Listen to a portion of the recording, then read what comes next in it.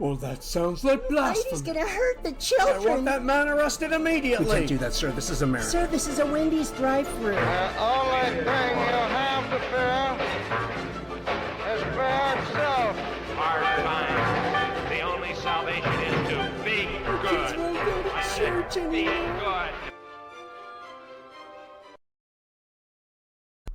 In this final presentation, I just wanted to sum up a few things that we went over from a personal perspective and also share some really important information with you about how we can all help heal our planet and ourselves in the process. This is all about working with God or Goddess instead of against them, which is in reality working against ourselves. A really interesting and important book I recommend at least taking a look at, and the fellow's website. His name is David Moore. He wrote a book titled Fungal Biology and the Emergence of Life. David is a biological scientist, and his book is not an easy read, but his website provides for some fascinating tidbits of knowledge on the mushroom. The site can be found at davidmoore.org.uk. David provides a theory backed up by scientific evidence that all life on Earth evolved from the fungus. We've heard stories that in the beginning everything was bigger and there were giant mushrooms all over the Earth. It was cold and the climate suited them perfectly.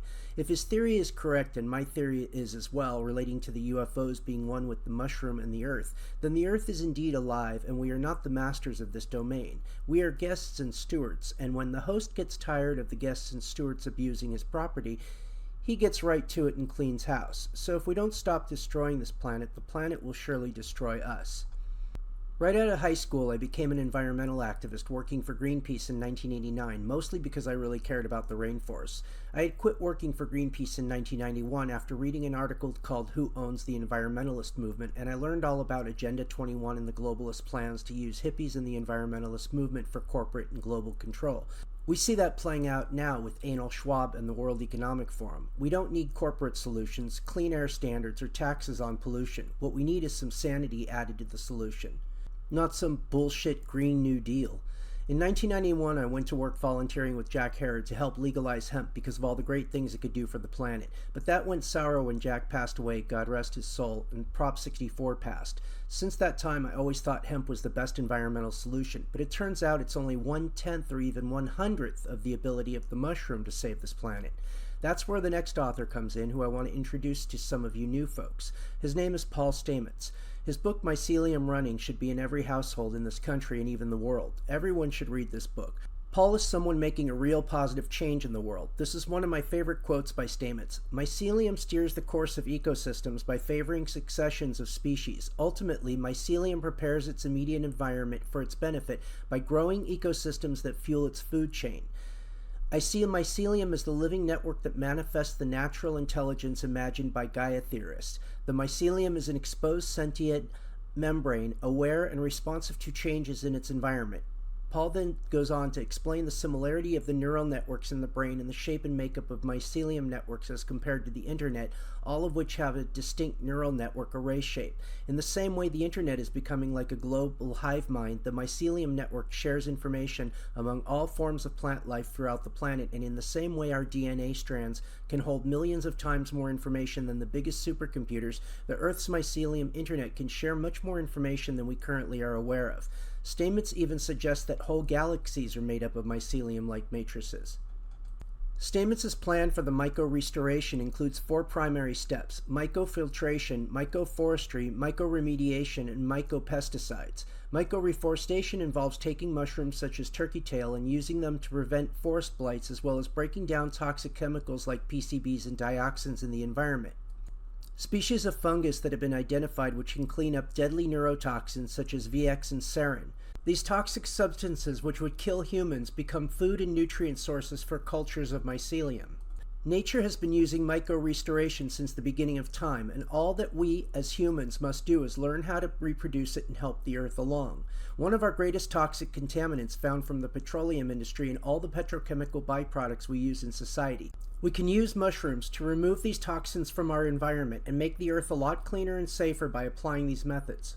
According to Stamets, since many of the bonds that hold plant material together are similar to the bonds found in petroleum products, including diesel, oil, and many herbicides and pesticides, mycelial enzymes are well suited for decomposing a wide spectrum of durable toxic chemicals.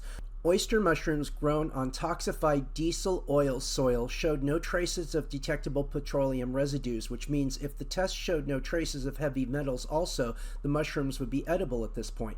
In closing, I thought it would be good to show some of the strangest geological locations on this planet, intermixed with some really good UFO footage, while I explain a little bit about my Earth consciousness theories and ideas.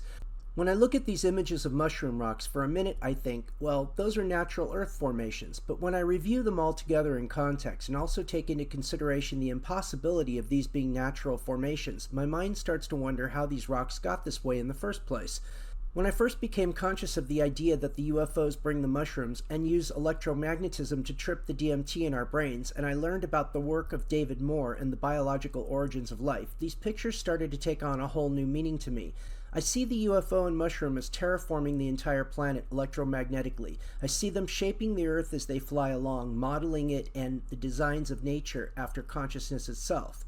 It seems not only improbable, but impossible to me that the 4,000 species of snakes in the world, or the 6,500 species of mammals, or the 10,000 species of birds, or 30,000 species of fish on this planet somehow all evolved over time. I suspect that the UFO mushroom designed everything by creating a clock system of radiation well timed with the horoscope of the zodiac for the planet to undergo, for massive influxes of astral data to be pumped into the planetary system and make its way down to physical bodies and human consciousness, and this is what we call God or Goddess.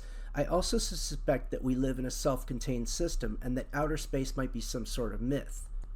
I know that we can see outer space, but distances cannot be verified. I'm certain the aliens are a myth at this point. I don't believe we live on a flat Earth. That's a psyop. But I don't believe the Earth is spinning at 6,000 miles per hour while it's turning on its axis at 1,100 miles an hour either.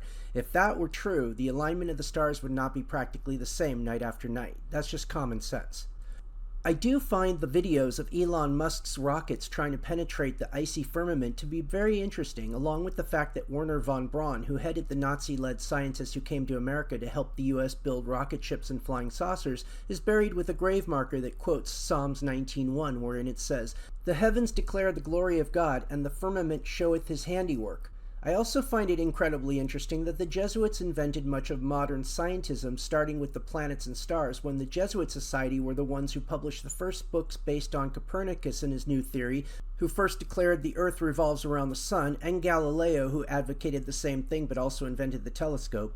Having investigated this, I find it ludicrous, or the idea that the sun is 93 million miles away. The cherry on this cake is that the Jesuits secretly borrowed their system of science from the Medici family in Italy, who were known to be occultists and practitioners of the magic mushroom.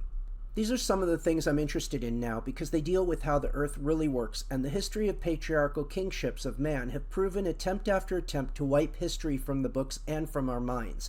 If we do live in an enclosed system that was created by mushrooms and UFOs, and humans are nothing more than pinheads of those mushroom complexes which are spreading their mycelium throughout the universe, whatever that is, it certainly does give life a different kind of meaning. Currently, it's us humans that hold the highest level of physical intelligence, but if we are not careful, the Earth will protect itself and spawn off a whole new species, wiping out everything from the past once again, similar to the Great Flood. So let's all chip in and help the Earth heal, and in the process we'll heal ourselves as well. This concludes the presentation titled You Can't Unsee It, Episode 15, Planet Mushroom. For more information on the subject, visit AncientPsychedelia.com and check out the free online version of the book, Ancient Psychedelia, Alien Gods and Mushroom Goddesses. Thanks for watching. One last thing I should mention, if you enjoyed this video and you'd like to support me in my work, here are several ways you can do that. It does help tremendously, and I really appreciate it.